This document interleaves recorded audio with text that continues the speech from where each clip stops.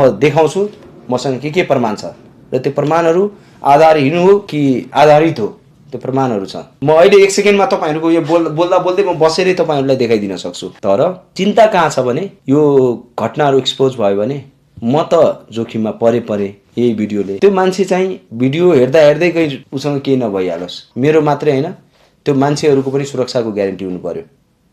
अनि म केही कुराहरू गर्छु र यो देशमा द्वन्द्व फैलाउन सक्रिय छन् आजका मितिसम्म के तत्त्वहरू तिनीहरूको पहिचान गरोस्। हाड भैलो उठाउने तत्त्वहरूलाई पहिचान गरौँ। यो देशमा धेरै कुरा भइरहेको छ। अनुरोध छ म आजसम्म कुनै पनि राजनीतिक दल कुनै पनि नेता या कुनै पनि व्यक्तिसँग प्रभावित भइन।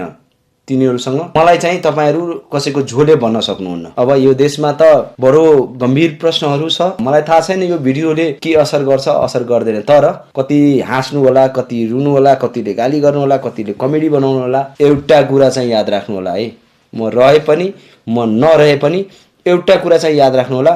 कम्तीमा मेरो आत्माले यति चाहिँ भन्छ यो देश संकटमा आउँदा मैले आफ्नो धर्म छोडिन मैले आफ्नो कर्म छोडिन र मेरो पत्रकारिता मात्रै मेरो होइन हाम्रो पत्रकारिता यो देशको लागि भयो। यो कुरामा गर्व गर्नेछु अन्तिम साँझसम्म बाँचुन्जेल यो कुरा